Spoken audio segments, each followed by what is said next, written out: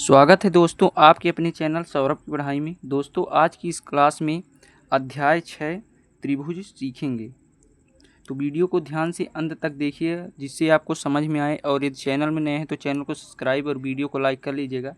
तो आइए सबसे पहले समझते हैं त्रिभुज होता क्या है। ठीक है, त्रिभुज नाम से ही पता चल रहा है, तीन भुजा मतलब त्रिभुज।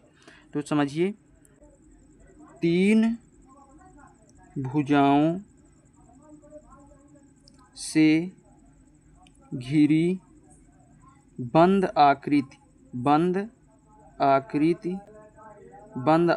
को, तीन भुजाओं से घिरी बंद आकृति को हम क्या कहते हैं? आकृति को त्रिभुज कहते हैं। ठीक है, मतलब तीन भुजाओं से बंद आकृति से, मान लीजिए ये एक हमारा त्रिभुज है, एक भुजा ये, दूसरी ये, तीसरी ये, तो तीनों भुजाएं क्या हैं? घिरे हैं, तीन भुजा से घिरी आकृति है और क्या है? बंद है, तो इसे हम त्रिभुज कहेंगे। से मान लीजिए ये है इस प्रकार से, तो ये भी तीन भुजा है, तो ये भी हमारा त्रिभुज हुआ। तो इस प्रकार की आकृतियाँ त्रिभुज कहलाती हैं। तो आपको त्रिभुज समझ में आ गया होगा। अब चलिए समझते हैं समरूप आकृतियाँ। तो समरूप मतलब समान रूप, नाम से ही सब कुछ पता चल रहा है। ठीक है ना, तो वो आकृतियाँ समझिए, वो आकृतियाँ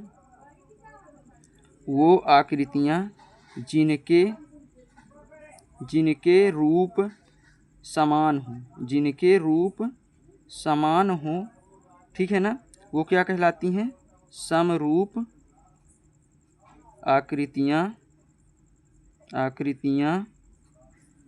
कहलाती है। ठीक है, मतलब जिनके रूप समान हो तो वो समरूप कहलाएंगे। जैसे मान लीजिए ये एक छोटा वृत्त हो गया, इससे एक ये बड़ा वृत्त हो गया, तो इसके समान इसका रूप है। ठीक है, तो ये आपका क्या हो गया? समरूप हो गया।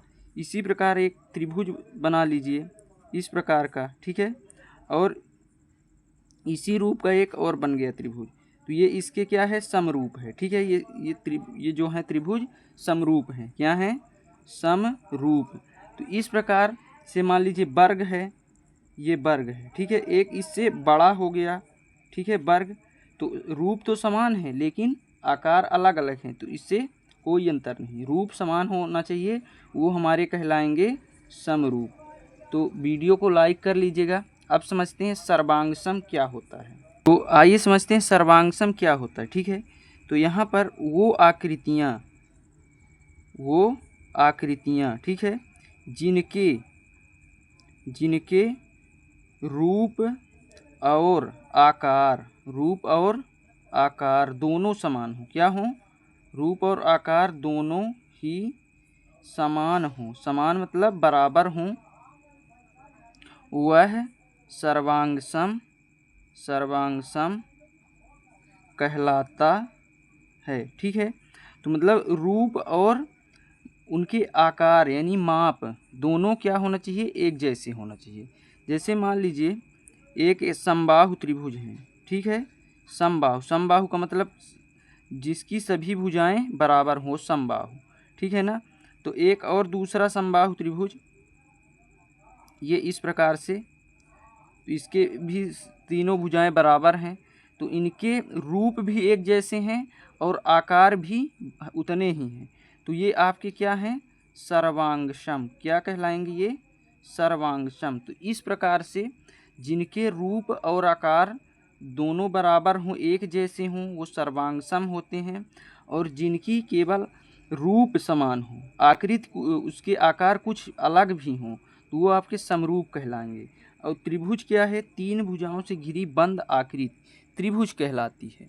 तो इस प्रकार से आपको त्रिभुज, समरूप आकृतियाँ, सर्वांगसम समझ में आया होगा। तो वीडियो को लाइक और चैनल को सब्सक्राइब कर लीजिएगा। धन्यवाद। जय हिंद।